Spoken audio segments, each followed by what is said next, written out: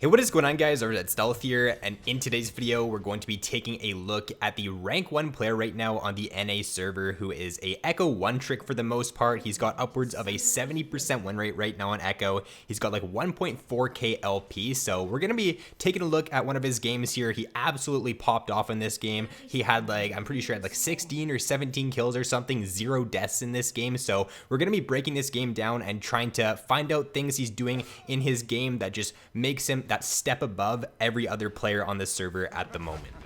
Alright, so if we just rewind a little bit in the gameplay here, I'll have the build and the runes up on screen. Nothing too special about the page here, very standard Ekko page, so if you just want to pause the video, take a look at it, you can, but I'm not going to go into any detail about it. First thing to note here right off the bat is that if you're a jungle main and you're not placing a ward at around 50 seconds into the game on the river or at the river, then you should start doing that now. Notice the Ekko there plants his ward 50 seconds recall, same thing with the RvzStealth. One thing the Ekko didn't do though is he didn't place his ward at the end of his recall channel. Let's just go back here. Notice the RvzStealth plants the ward at the very end of his recall channel here, and that's what you should be looking to do. It just gives you a little bit more time on your ward, and you can still, like, it's not going to cancel your recall or anything. So notice the RvzStealth very end of the channel here, that's when you plant the ward. So it's just those small details. Yes, it might not come into effect in a lot of your games, but sometimes like those extra 5 seconds on that ward could actually make the difference. The reason you want to do this is because it gets a ward on the map, it tracks the enemy jungler as to like if they're going for an invade or anything in the early game. It just helps your laners out, and it also allows you to grab a sweeper too, so you can have a sweeper, you base for the sweeper there, and you have it for when you're looking to gank.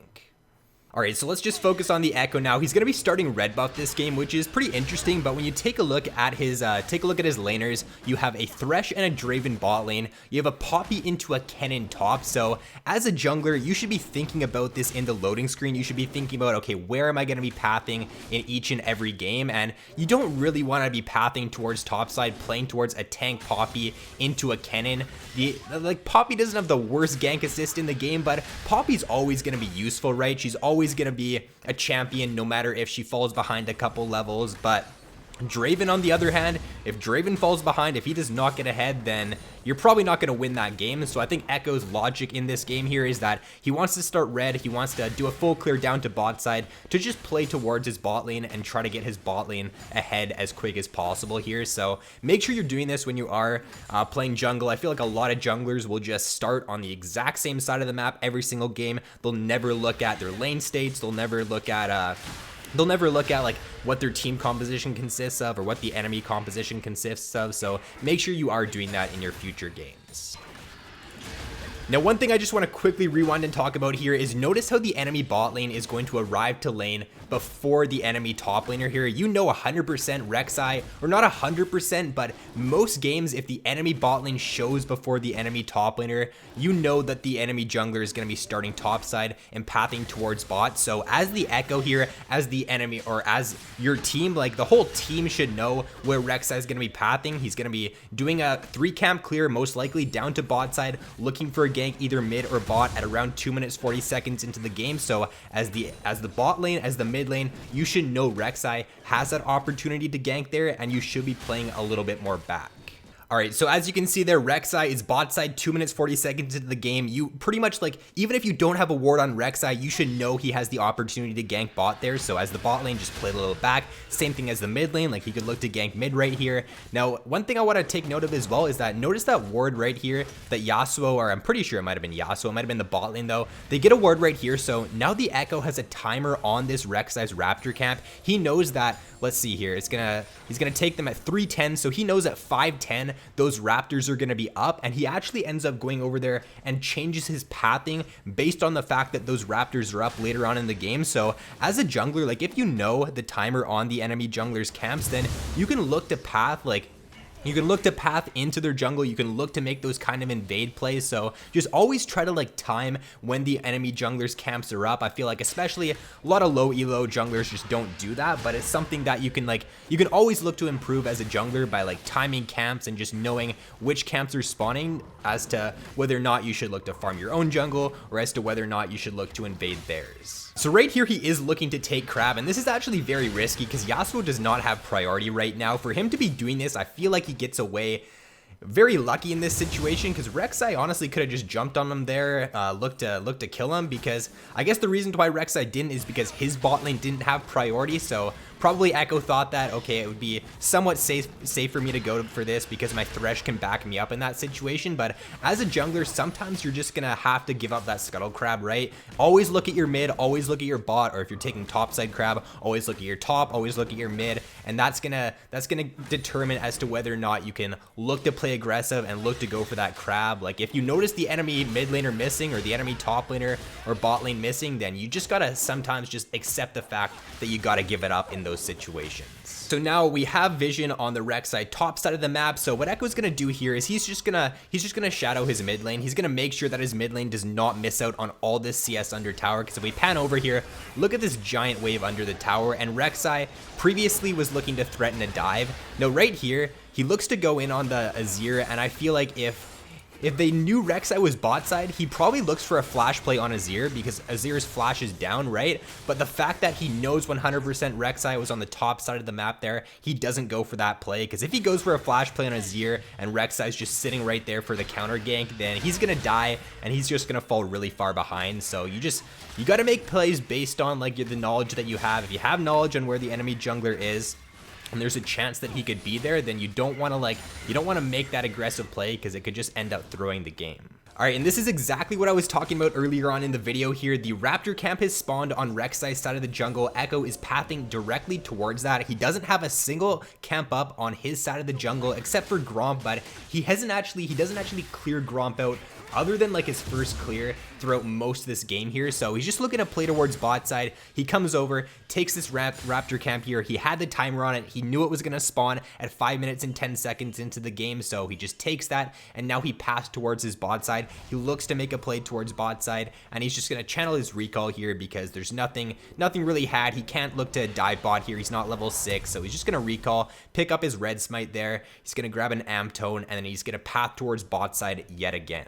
Alright, so taking a look at bot lane now, bot lane is actually pretty diveable, so let's actually just go back here and take a look how low the enemy bot lane was here when he pathed. Okay, so the enemy bot actually wasn't very low at all, so this is why he probably channeled his recall here. If the enemy bot was like the HP that they were like a little bit ahead here, he definitely would have stayed and looked to go for this dive play, but at this HP here with some still up on Yuumi and MF, there's no way they can dive this, right? So I think it's the right call to recall there, but let's actually just see what happens. How does the MF end up getting so low? Okay, I guess Thresh gets a hook, so you can't really rely on the Thresh hitting that hook if you're the Ekko. Like, you can't just wait there for like a long time and just hope that Thresh lands a hook. Like, I think his recall is fine, but notice now he's pathing back towards bot because he sees this dive opportunity. He has the ability to just come in here, look to pick up a free kill on MF. Dragon's up as well right now, so if they get this dive off here on MF, and they can get a couple kills, then they can look to go for Dragon. What actually ends up happening though is Yasuo comes in, kind of jumps the gun a little bit. Like, Ekko's not here yet. Yasuo ends up getting a kill, but he ends up going down, so it's a 1-for-1 in the end.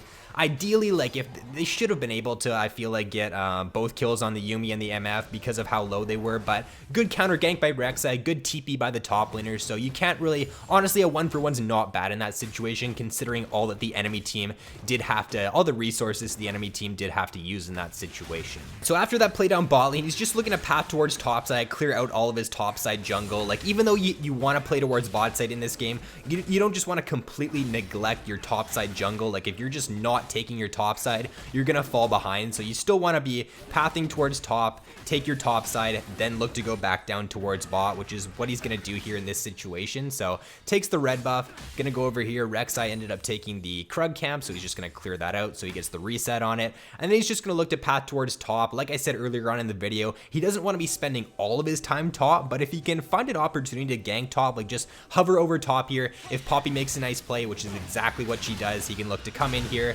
get a kill on the Kennen. Kennen should have flashed earlier, I think, for sure there, and he probably would have ended up living, but nevertheless, he looks top. Nice play by Poppy, gets a kill, and then after this here, he probably just looks to either get a base in, here, and then just head right back down, back towards bot side. Alright, so if we just notice on the minimap now, Rek'Sai is pinging towards the dragon, and what ends up happening, as you can see on the timeline there, he actually ends up getting a couple kills here, so this ends up going really bad for blue side and really good for Ekko, so he's just going to be pathing down towards the dragon here.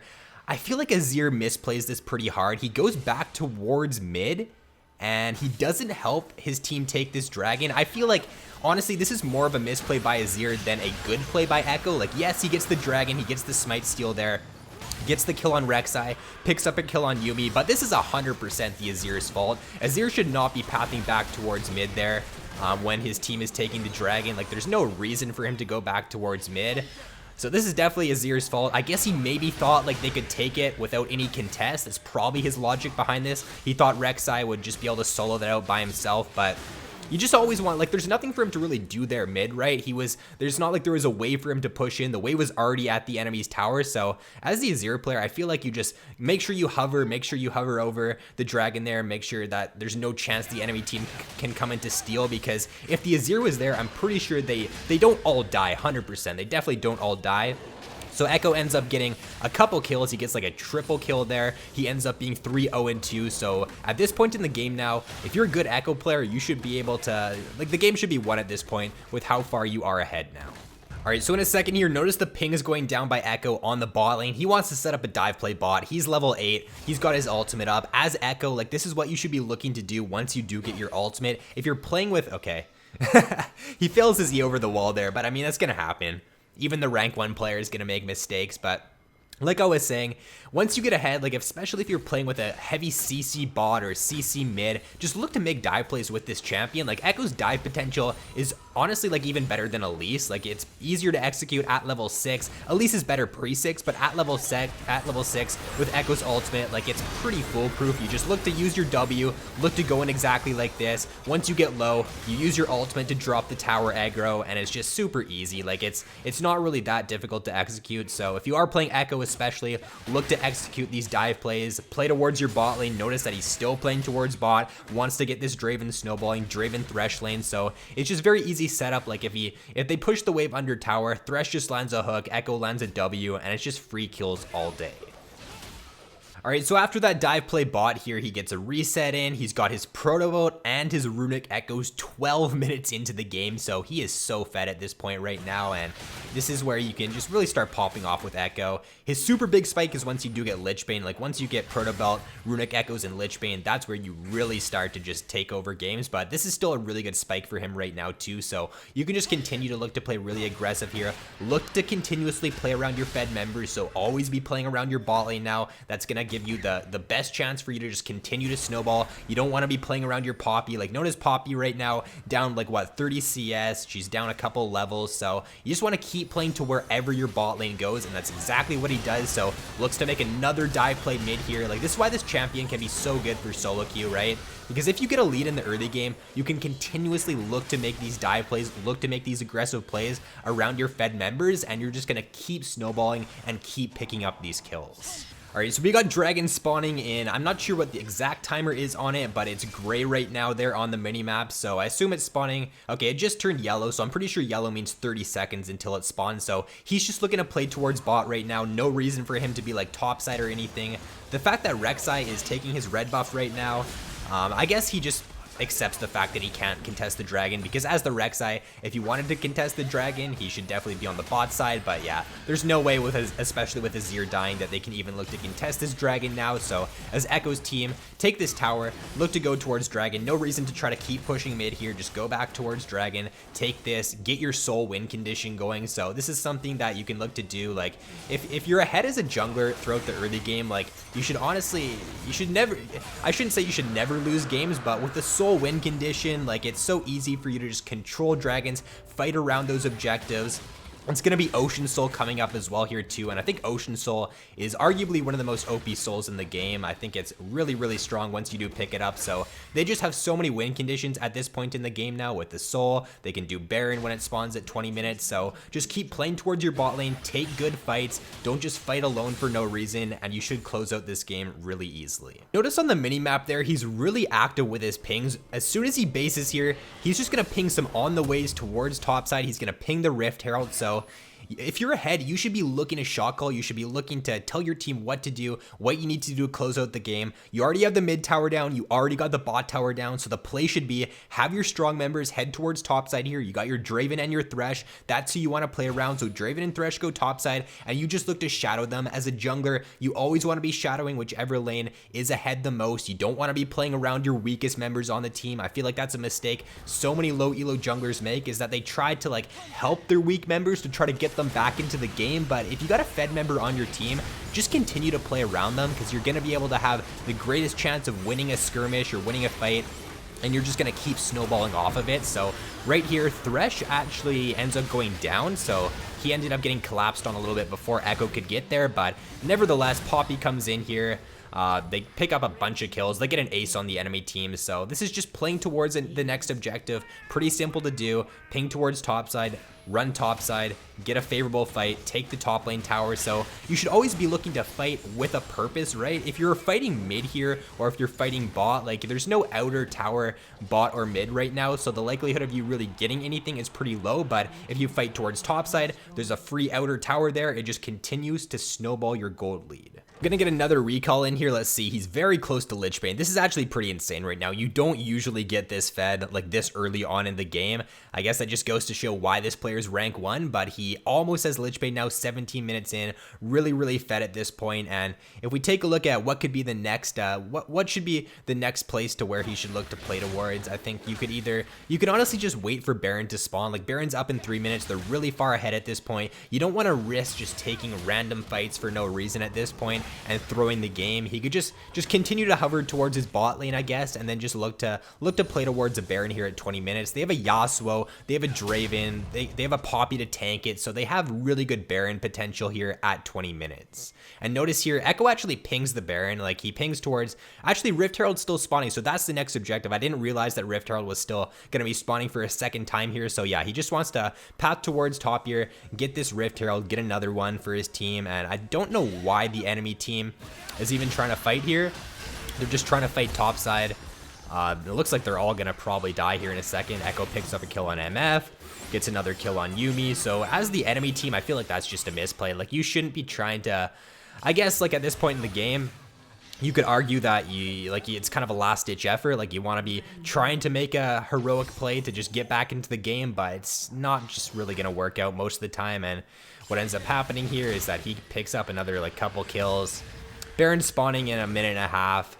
I'm not too sure if they took the Rift Herald yet. Okay, Rift Herald just spawned. So the play right here, they could look to grab this top lane tower and then backtrack for the Rift Herald, or Draven and Thresh can just grab the top lane tower there actually, and then they can just grab Rift Herald. So you don't all need to like be going for one objective at once. Like if you know that your Draven and Thresh can grab that tower, just go grab the Rift Herald. Use your time wisely. You don't want to be wasting time for no reason. So grab the Rift Herald, head back towards bot lane. Dragon spawning here, so just always see this guy's always on the right side of the map at the right place at the right time. I don't think there's been a single time this game as to where he hasn't been like on the right side of the map or in the right spot. So he just has very good macro play throughout the entire game here. Never just fighting for no reason, never just like randomly on one side of the map. Everything that he does in this game is for a purpose, and it's for playing towards that next objective. So he grabs that dragon there. They got Ocean Soul condition here at 25 minutes in, so really good win condition at this point for his team. He's just gonna take his Gromp out here. And then we're 20 minutes into the game now, so Baron's gonna be spawning. They can just look to play towards a pick, get vision around Baron. They could even look for a pick mid here if the enemy team overextends, and then they could just put the Rift Herald mid and then do Baron. So it looks like they just get a pick mid here. Thresh is a god, so they get a pick on the enemy. Who is this anyways? Kennen? All right, Kennen's just caught out of position there, so they get a pick on him. Thresh looks for a flash hook, misses that. So they could honestly just backtrack for Baron here. Looks like they're gonna stay for a tower or two, which is fine as well. So they're gonna try to get a couple towers here.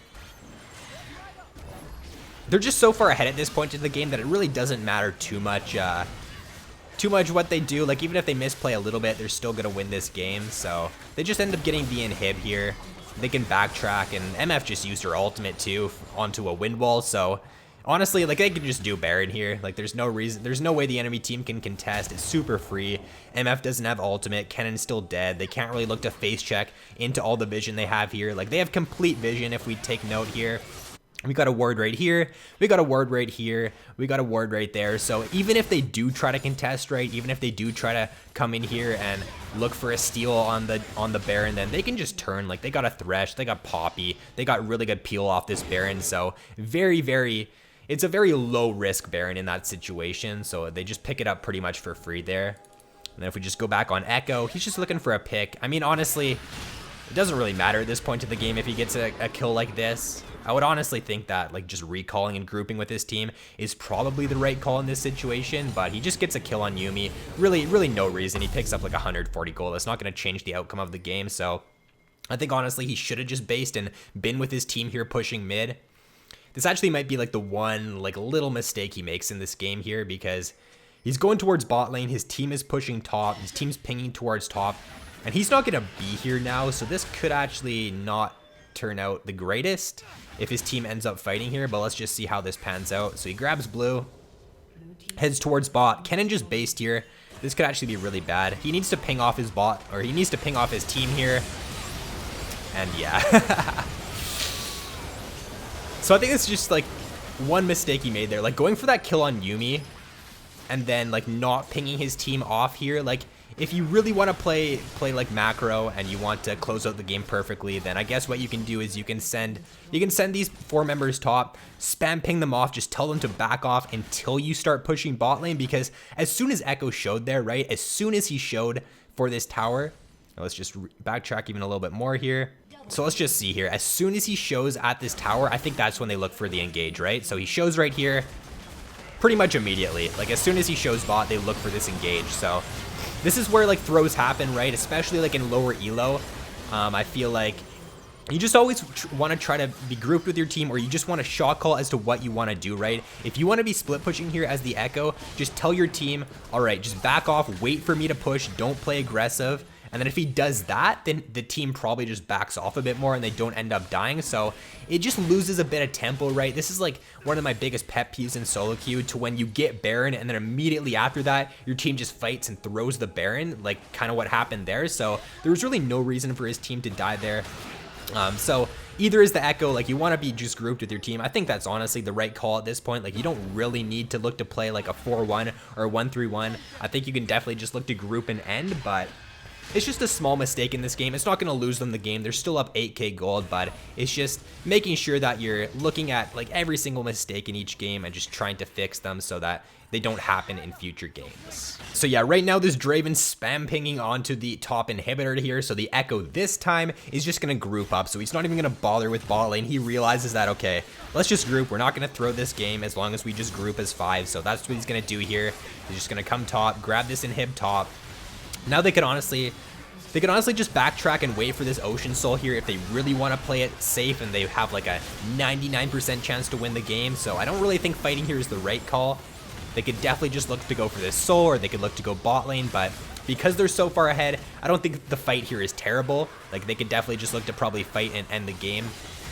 So MF burns the ult on the wave again. This MF has used ult on the wave multiple times. I mean, it kind of makes sense because they need to clear out the minion wave there to end the game, but then she doesn't have it for the team fight, which kind of sucks. All right, so just diving in here, picking up a couple kills. Should get another kill here on the Azir.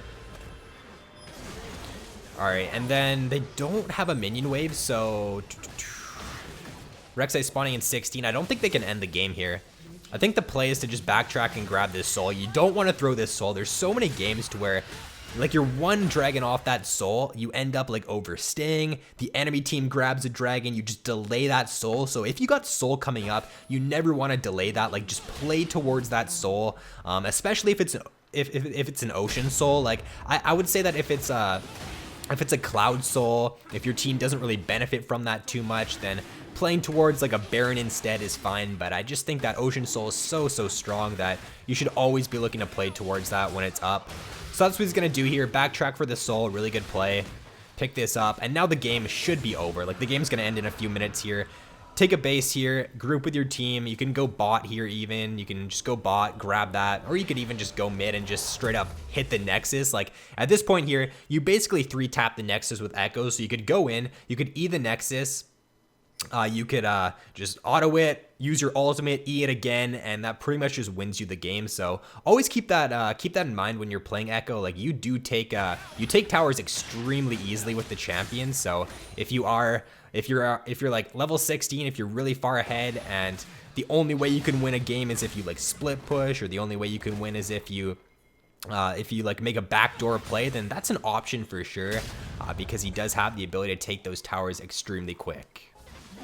Alright, so just grouping up with his team mid here, just running straight down mid. They got Ocean Soul, there's no way they really lose, so this should be the game here. He can just hit the Nexus and win, but he wants to pick up a couple more kills. He ends up finishing with 19 kills. Okay, I totally, I thought he only had like 16 or 17 kills, but he ended up finishing with 19 kills, 19-0-7, so an absolute beast of a game here.